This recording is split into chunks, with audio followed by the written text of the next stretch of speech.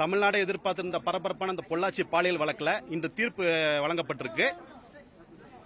தீர்ப்புல முடிவாக நீதிமன்றம் என்ன சொல்லியிருக்காங்கன்னா, 9 எதிரிகளும் குற்றவாளிகள் என்று அரசு தரப்பில் சந்தேகத்து இடம் என்று நிரூபிக்கப்பட்டதால் அவங்களை குற்றவாளிகள் என்று தீர்ப்பு வழங்கப்பட்டுள்ளது. அவங்களிடம் தண்டனை சம்பந்தமான விவரங்கள் கேட்டிருக்காங்க. அவங்க வயது காரணமாகவும் மற்ற அவங்க திருமணமாகாதவர்கள், வயதான பெற்றோர்கள் இருக்கிறார்கின்ற உடல்நிலை காரணங்களாகவும் சொல்லி லீனியன்சி கேட்டிருக்காங்க. அரசு தரப்பில் கடுமையான வாதங்கள் வைக்கப்பட்டுள்ளது. இது ஒரு அரிதான வழக்கு. அதெல்லாம் பெண்களுக்கு எதிரான வழக்கில் நீதிமன்றம் ஒரு கண்டிப்பான ஒரு தீர்ப்பு வழங்கணும், கடுமையான தண்டனைகள் வழங்கணும். இந்த வழக்கை பொறுத்த வரைக்கும் 376D கேங் ரேப் நிரூபிக்கப்பட்டிருக்கு. அதெல்லாம் 376 2N மீண்டும் மீண்டும் பாலியல் குற்றத்துக்கு உட்படுத்துவது என்ற 2 முக்கியமான ஒரு மேஜர் அஃபென்ஸ்ல கன்விக்ஷன் பண்ணியிருக்காங்க. அதனால அதோட உயர்ந்தபட்ச தண்டனை பாத்தீங்கன்னா சாகும் வரை ஆயுள் தண்டனை.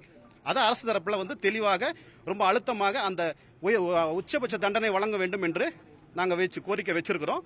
நீதிமன்றம் அதை பரிசீலனை பண்ணுவாங்க. குறைந்தபட்ச தண்டனையை அதுல 20 ஆண்டுகள் நாங்க உயர்பட்ச தண்டனையை வழங்க சொல்லி கேட்டிருக்கிறோம். 12 மணிக்கு தண்டனை விவரங்கள் வழங்கப்படும். டிஃபென்ஸ் பொறுத்த வரைக்கும் அவங்க எல்லாருமே இளம் வயதினர், திருமணமாகாதவர்கள், வயதான பெற்றோர்கள் இருக்காங்க. அதனால அவங்க குடும்பத்துக்கு அவங்க ஒரே மகன் ஒரே மகள் அப்படின்ற ஒரு கேட்டகரியில வச்சு அவங்க லீனியன்சி கேட்கறாங்க. அதை தவிர வேற சிறப்பான அம்சங்கள் எதுவும் அவங்க வைக்கல. இது இயல்பா எல்லா குற்றவாளிகளும் வைக்கிறது தான். அதனால இது அரசு தரப்போட கோரிக்கை ஏற்கப்படும் என்று நாங்க நம்புறோம். 376(2N)ல அதுக்கு அதிகபட்ச தண்டனையா சொல்லிருந்தீங்க. அது எந்த அளவுக்கு நீங்க ஸ்ட்ராங்கா பேசிருக்கீங்க? எதிர்த்தரப்புல பெருசா ஒன்னும் சொல்ல, அவங்க வயது இது மட்டும் தான் சொல்லியிருக்காங்க. நம்ம உச்சநீதிமன்றம் உயர்நீதிமன்றம் அந்த உத்தரவுகளை அந்த சைட்டேஷன்ஸ் அடையாளம் காமிச்சு இந்த மாதிரி வழக்குகளும், அது இல்லாம பெண்களுடைய பாதுகாப்பு மற்றும் அவங்களோட ஒரு பிரைவசி, அவங்களோட ஒரு இந்த சொசைட்டியோட ஒரு கால் ஜஸ்டிஸ் எதுவுமே இந்த மோக்கரி ஆயிடக்கூடாது அப்படின்றதுக்காக இந்த வழக்கை பொறுத்தவரைக்கும் இந்த மாதிரி வழக்குகள் மீண்டும் இந்த தமிழ்நாட்டிலோ இல்ல வேற எங்கேயுமே நடக்கக்கூடாது, இந்த தண்டனை மற்றவர்கள் ஒரு பாடமாக இருக்கணும் அப்படின்ற ஒரு கடுமையான வாதங்களை நாங்க வச்சிருக்கிறோம். தண்டனை விவரங்கள் 12 மணிக்கு அறிவிக்கப்படும் சொன்னாங்க.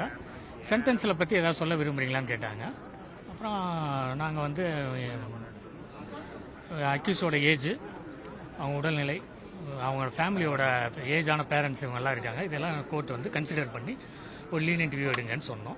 கோர்ட் 12 மணிக்கு தண்டனை விவரங்கள் அறிவிக்கும் போது அதை நாங்கள் பரிசீலனை பண்ணுறோம்னு சொல்லியிருக்காங்க. அரசு தரப்புல என்ன மாதிரி சொன்னாங்க சார்? அரசு தரப்புல இதில் மேக்ஸிமம் பனிஷ்மெண்ட் கொடுக்கணும்னு நாங்கள் எப்பயும் கேட்கறது தானே.